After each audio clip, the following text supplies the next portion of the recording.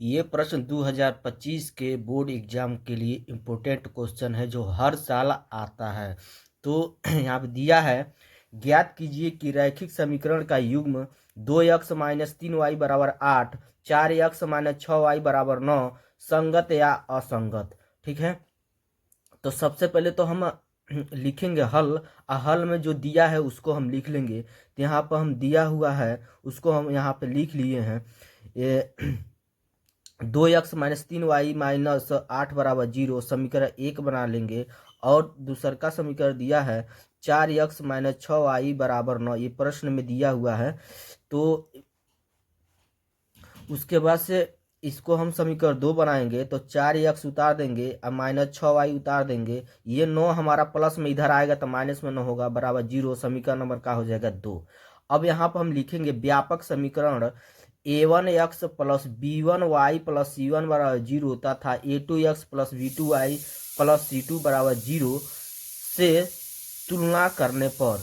तो हम तुलना करेंगे तो यहाँ पर हमारा ये a1 का मान हो जाएगा, ये जो है b1 का मान होगा, ये c1 का मान होगा। यहाँ पर हम लिख दिए हैं। ठीक है, अब इसके बाद से हम क्या करेंगे, अब समीकरण 2 से हम देखेंगे तो समीकरण 2 में यह क्या है, a2 है, b2 है, c2 है। तो यहाँ पर a2 b2 c2 के मान यहाँ पर हम लिख दिए हैं। अब यहाँ पर लिखेंगे a1 बटा a2, फिर a1 का मान 2 है, a2 का मान क्या है 4, फिर b1 बटा b2 लिखेंगे तो b1 का मान 3 है और b2 का मान क्या है 6 है। उसके बाद लिखेंगे c1 बटा c2 यानी -8 बटा -9। अब यहाँ पर 2 से हमारा एक बार में कटेगा, 2 दूना 4, यहाँ पर 3 का 3, 3 दूना 6, यहाँ पर माइनस माइनस का हो जाएगा प्लस। तो हमारा यहाँ पर आ रहा है मान a1 बटा a2 का मान 1/2, b1 बटा b2 का मान 1/2, c1 बटा c2 का मान 8/9। तो हम जान रहे हैं a1 बटा a2 बराबर b1 बटा b2, अब बराबर नहीं है c1 बटा c2। तो यहाँ पर हम लिख देंगे अतः समीकरण युग्म क्या है, असंगत है। इतना यदि आप लिख देते हैं बोर्ड के एग्जाम में तो आपको पूरा नंबर मिलेगा। अगला प्रश्न भी ये भी बहुत इंपॉर्टेंट है जो दिया है, यदि 2x² माइनस 8x प्लस सी बराबर 0 के मूल समान है तो सी का मान क्या होगा। तो सबसे पहले तो हमारा जो समीकरण दिया उसको हम लिख देंगे। यहाँ पर मूल समान है तो विभेदक का सूत्र होता है b² माइनस 4ac बराबर 0।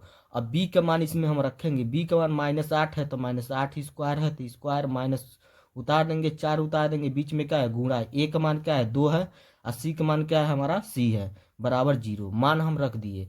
अब 8 का वर्ग करेंगे 64 होगा, माइनस उतार देंगे, 4 दूना 8c हो जाएगा बराबर 0।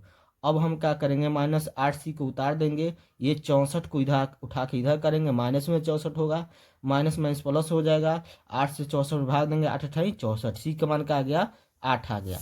यही का होगा हमारा आंसर हो जाएगा। ठीक है।